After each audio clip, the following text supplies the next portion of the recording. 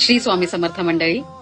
मंडळी, तुम्ही तुमच्या आयुष्यातले सुख कोणाला सांगून जर पस्तावला असाल ना, आणि तुमच्या सुखांना जर कोणाची नजर लागली असेल आणि तुम्हाला अत्यंत त्रास झाला असेल, तर हा व्हिडिओ शेवटपर्यंत बघा. कारण ह्या व्हिडिओ थ्रू मला असं वाटतं की कदाचित स्वामींना तुम्हाला काहीतरी निरोप द्यायचा असेल. त्यामुळे व्हिडिओ शेवटपर्यंत पहा आणि आवडल्यास तुमच्या लोकांबरोबर नक्की शेअर करा.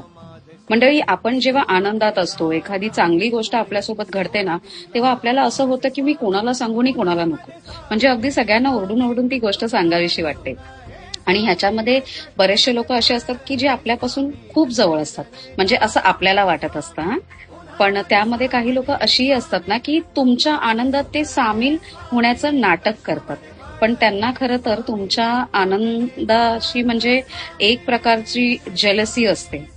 तर ते फक्त दाखवण्यापुरतंच आनंदित असतात. अदरवाईज त्यांना असं आतून खूप वाईट वाटत असतं तुमचं चांगलं झाल्याबद्दल.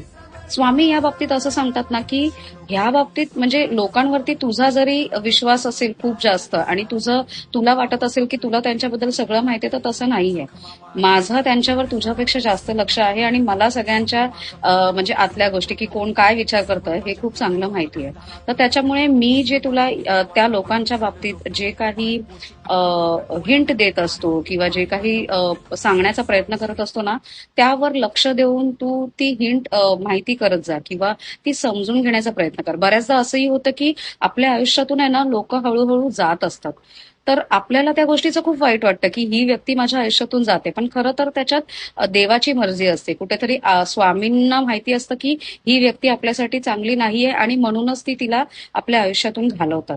आणि त्यामुळे जर तुमच्या आयुष्यातून एखादी व्यक्ती जात पण असेल किंवा काही असं होत असेल, तर तुम्ही त्याचं वाईट न वाटून घेता त्याच्यात स्वामींची मर्जी आहे असं मानून ती तुम्ही स्वीकार करा.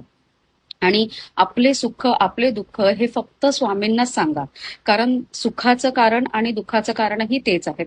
दुःख जर येत असतील तर त्याच्यातून त्यांना आपल्याला काहीतरी शिकवायचं आहे, आणि सुखही येत असेल तरी ते आपण डिझर्व करतो, आपले कर्म चांगले आहेत म्हणून ते येत आहेत, असं मानून सगळं त्यांच्याबरोबर शेअर करून सगळं त्यांच्यावर सोपवा. श्री स्वामी समर्थ.